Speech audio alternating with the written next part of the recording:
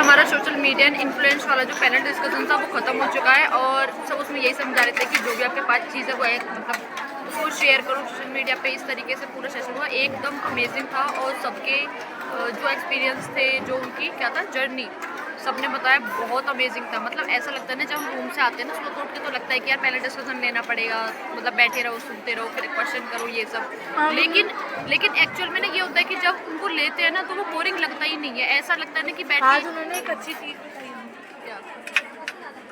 कि किसी के बारे में सोचो, अपने जो मन से आवाज़ आती है उसको फॉलो करो। और मतलब ये लगता है कि भाई चल ठीक है सेशन ले, लेकिन जो यहाँ पे होते हैं ना एक्चुअल में ऐसा लगता है ना कि बस बैठ के वो ना बताते रहे और हम बैठ के सुनते रहे, बशर्ते कि हमें थकान ना हो। लोगों को लगता है हम बोर हो रहे हैं, बट एक्चुअल में कुछ और हो रहा है। कुछ और क्या होता है मैं बताती हूँ, कुछ और होती है थकान। हमें बस थकान हो जाती है। अगर बिस्तर पर लगा होता हम लोग लेटे होते आराम से तो हम पूरी पूरी रात तक सुनते हैं। सही है, बिल्कुल। बट ऐसा पॉसिबल नहीं क्योंकि ये सबमिट है ना। हम रूम में लेट के बातें करते हैं, ऐसा लग रहा है उनसे कितनी अच्छी बातें सीखने को मिली। और ऐसा नहीं है कि केवल हम वीडियो में बताने के लिए कह रहे हैं, मतलब बहुत मतलब सर रियली मेरा एक्सपीरियंस बहुत बढ़िया है इस बारे में। इस बार हमें बहुत मज़ा आया, फर्स्ट टाइम तो बहुत अच्छा लगा। फ़ोटोज़ लिए, हमने बात की, उन्होंने सब इंटरेक्ट किया, बहुत अच्छा लगा। और सिर्फ वीडियो के लिए नहीं है, एक्चुअल में मज़ा आया। आपको आया? बहुत मज़ा आया। Very knowledgeable. उन्होंने सोशल मीडिया के लिए बोला है तो क्या लगता है इसे ब्लॉग बनाना पड़ेगा। अब उन्हें क्या पता कि हम तो ऑलरेडी ब्लॉग्स वगैरह रिकॉर्ड कर रहे हैं। बहुत अच्छा था। उन्होंने बोला भी कि तुम मुझसे दिल्ली आके मिलना, वो दिल्ली में उनका ऑफिस है। उन्होंने हमें नंबर दिया, उनके साथ हमने फ़ोटोज़ लिए, बहुत अच्छा लगा। फोटोज हम लोग चुपचाप से लेके आए हैं, लेट हो गए और इस चक्कर में उसमें भी लेट हो गए, मैडम आ गई, नहीं तो अभी और लेट। हाँ अभी और लेते और मैम को पकड़ के घेर लिया सब लोग। मैडम वही बैठी खैर हैं, अमेजिंग सेशन था। सामने मैम बैठी हैं। मे बी मैम वो सामने कहीं है। अभी हम लोग को खैर हमारा थोड़ा लंच चला है ना अभी। सॉरी हाँ पानी भरना है, चल पानी पी। अभी हमारा लंच थोड़ा डिले हो गया था, अराउंड 30 मिनट और समथिंग। तो इसके बाद हमारी स्किट है, जो हमारे टॉपिक्स हमने डिसाइड किए, जेंडर डायनेमिक्स और बॉटल भर के आ, एक मैं से रख के लाऊं। जेंडर डायनेमिक्स और इंक्लूसिविटी, उसके ऊपर हमारा ग्रुप 1 का फर्स्ट हमारी स्किट है। तो अभी हम लोग जाएंगे प्रिपरेशन के लिए। वीडियोस आपको मे भी हो सकता है इसी वीडियो में मिले या अलग से मिले, तो फिलहाल के लिए बाय। से क्या यही है हमारा विकास? तो उनसे मैं सवाल करती थी, वो कई बार मुझे लगता था सच में पूछ रही है क्या, राइट? तो you have to be very natural, you have to deep dive into your content comes from your inner heart. मैंने बहुत काम किया, यू वोंट बिलीव। कंपटीशन हुआ, तमाम स्कूलों के बच्चे आए थे। First prize no Amrita, second prize no Amrita, third prize no Amrita. अब तो कभी नहीं हो पाएगा। उसके बाद आपको पता है क्या हुआ? उसके बाद एक पुरस्कार जो है वो अनाउंस was इतना ही ठीक है। in terms of her thoughts, in terms of her ideas, whom you idolized from those days, and in terms of your dreams, so that the Shalinis can relate to the 16, 18-year-old kid. Should I start with 16? Hi guys, so welcome to the blog. तो आज हम लोगों ने बहुत सारे लोगों से मिला भाई। तो जैसे कि आप लोग डेली सोप देखते हो ना सास बहू का, तो आज हमने वो औरत से मिला जो एक्चुअली में वो लिखती है। सो नो, नॉट दैट वाली जो नागिन बनाती है, बट यस जो बेहद लिखती है। अगर आप लोगों को पता होगा बेहद 2 और बेपना, जिसमें जेनिफर विगनेट काम करती है भाई, आज हम लोग उससे मिले और हमने उससे जाना कि उसको क्या मोटिवेट करता है ये सब लिखने के लिए। और उन्होंने हमसे बहुत सारी टिप्स शेयर की जिसमें हम अपनी स्टोरी को एज ए स्टोरी टेलर बनकर किसी और को बता सकते हैं, किसी और को मोटिवेट कर सकते हैं। सो मैं बता देती हूँ, वो कोई और नहीं है, वो हमारे उदयन घर की ही गर्ल है। ठीक है, शालिनी थी। नहीं शालिनी नहीं थी, उदयन होम्स की वो गर्ल्स थी। मुझे पता नहीं था बिल्कुल भी, मतलब नाम मुझे गुरमीत कौन था ना, सुना सुना लग रहा था, लेकिन देख के पता चला। Amazing guys. Yes guys, we were actually so proud. आगे आगे भाई, today we even met the anchor, the journalist of Sansad TV, और उनका नाम चौहान था नहीं, उनका सरनेम अमृता चौहान, चौरसिया। या Amrita Chauhan, Chaurasia. I am so sorry, Amrita Chaurasia. और उन्होंने आज तक बहुत सारी उसको चम्मच चाहिए।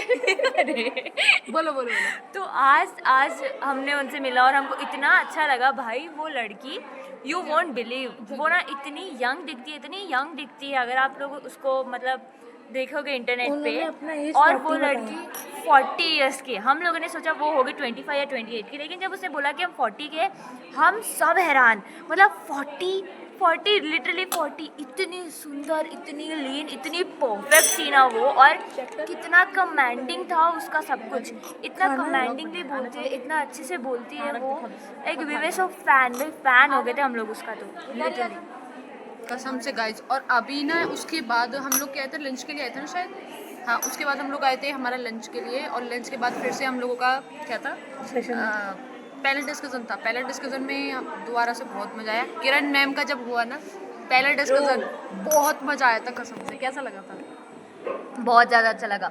मतलब हम लोग अपने फाउंडर से मिले और उनसे हम लोगों ने पता किया कि उसको क्या मोटिवेट किया था ये उदयन शालिनी को क्या बोलते हैं एस्टैब्लिश करने में। और सबसे बड़ी बात शालिनी मैम का सबसे बड़ी बात Actually- नहीं, सबसे बड़ी बात मैम का फेवरेट फूड कचौड़ी। कचौरी है, और उनका फेवरेट ड्रिंक तुम्हें पता है क्या एक्चुअली है? कचौड़ी नहीं है, एक्चुअली उनका फेवरेट है ढोकला। उनको ढोकला बहुत पसंद है। हाँ, वो जब भी लेकिन कोई हमें होता उन्होंने है बोला ना था कि बच्चा, उनका गिल्टी प्लेजर है कचौरी, और उनका फेवरेट ड्रिंक तुम्हें पता है क्या है? पानी, वाटर, नीर, जल। जिसके बगैर सबका जीवन अधूरा है। H2O है उनका। हाँ, केमिस्ट्री में बोले तो H2O। क्या?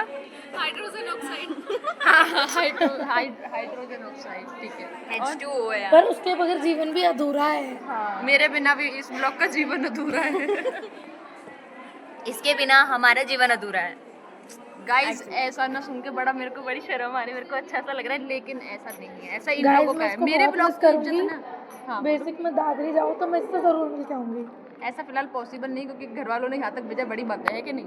बहुत बड़ी बात है, इतनी दूर पेरेंट्स कभी नहीं भेजते। और ये मेरे घर आने की बात कर रही है। मैं आ जाऊंगी। बताते, करेक्ट एड्रेस नहीं बताते, वैसे भी गलत रिपीट कर रही हूँ। हाँ, नहीं है, हमारा कहीं और है। अब ऐसे बताऊंगी तो कोई मेरे घर आ जाएगा सच में। ग्रेटर नोएडा। बस ठीक है गाइस, तो हम कहाँ पे थे? हम थे टी ब्रेक में अभी, और हमने हमारी जो फाउंडर है उनके साथ रैपिड फायर किया, फिर क्वेश्चनर हुआ जिसमें हमें बहुत कुछ सीखने मिला एक्चुअली। एंड अभी हम आए टी ब्रेक के लिए, एंड नाम उसके टी बाद ब्रेक है। हाँ? नाम टी ब्रेक है, लेकिन हम पी क्या रहे हैं? कॉफ़ी। गिर जाएगी। तो एक्चुअली मैं बता रही थी उसका क्या कहते हैं, हाँ, तो मैं बता रही थी कि इनको ही लग रहा है कि इनके बिन मतलब मेरे बिना इनका जीवन अधूरा है, जो कि सच्चाई नहीं। कि मेरे व्लॉग की कदर ना कसम से नहीं। इस बार तो बेटा ही होना चाहिए। अगर बेटी हो गई तो ये मेरे बच्ची का घर में जीना हराम कर देंगे। अब पिछली बार तो जैसे तैसे करके माँ बाप को मना लिया, पर मुझे भी नहीं लगता कि वो इस बार मानने वाले हैं। तो अब नाटक में एंट्री होती है माँ की।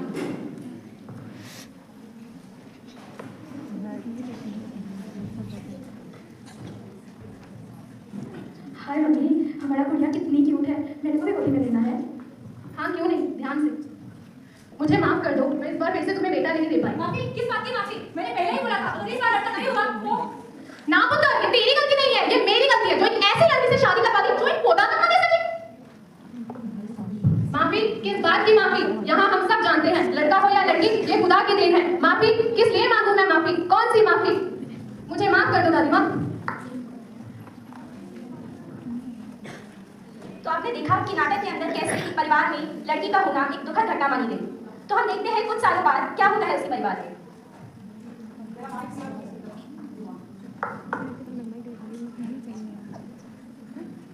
बेटी को लाना तो दामाद आ चुके हैं।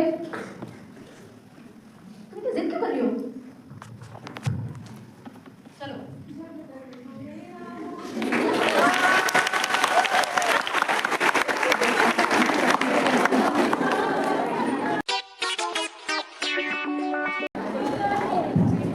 रुक जाओ, ऐसे मत मारो उसे तुम।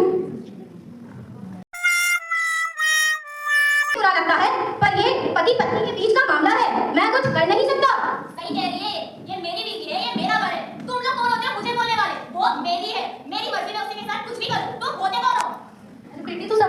है, तुझे कहाँ है ना कि तुम उसके साथ रहे, तेरा घर है वो, अब तेरा घर ये नहीं है। समझ नहीं आ रहा? तुझे समझ नहीं आ रहा? बेटियां पैदा शादी करने के लिए होती है। चुपचाप जा, सुन अपनी माँ क्या बोल रही है, समझी? देखा आप लोगों ने ये सब छोड़ी तो छोड़ा है, मेरे साथ हो रहा है। अगर मेरे माँ बाप ने मेरा साथ दिया होता तो आज ये दिन नहीं आता। देखा कैसे कच कच कच दिमाग दबा चलता है इसका, दिमाग लगता है इसका, इसी के लिए तू घोड़े वाली है। मुझे समझ नहीं आता, बेटियां पैदा शादी करने के लिए होती है। तू वहाँ नहीं जाएगी तो कहाँ जाएगी? ये घर तो नहीं है, ससुराल ही तेरा घर है, समझी? तू निकल चुकी है अभी, चुपचाप चली जा, माफी मांगे ना बच्चे से, आना मत वापस यहाँ मायके में मुंह दिखाने अपना। घरेलू हिंसा के लिए ना 2 साल की सजा है और 2 लाख का जुर्माना, तो इसलिए ना मेरे को डर नहीं लगता। दिमाग चलता है इसका, इसीलिए तो बात करती है, समझ नहीं आता तेरे को? चुप रह तू। क्या इनके समझाने से क्या मेरा घर सुधर जाएगा? आप ही बताओ। पड़ेगी, तेरा घर नहीं है, गलती तेरी है। तूने इसे अच्छी परवरिश दी होती, इसे कहा होता कि बेटियां पैदा ही शादी करने के लिए होती, तो ऐसा नहीं करती आज। तो आपने भी क्या कर लिया? मैं आपकी भी तो बेटी हूँ ना, मैंने तो तुम्हारी किया ना तुझे, मेरा क्या है उसमें?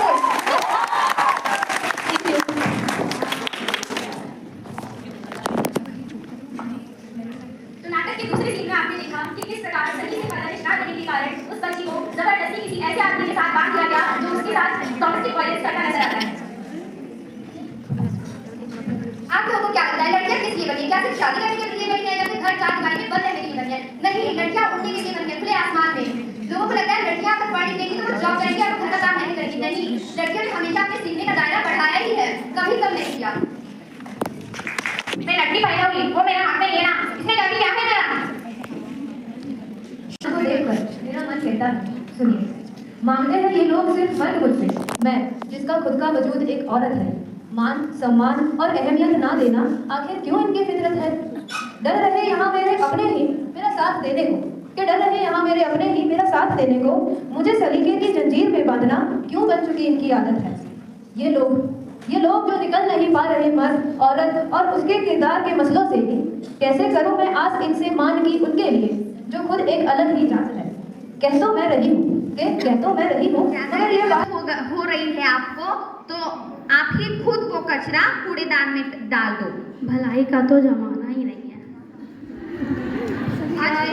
आज कितना मजा है ना स्कूल में।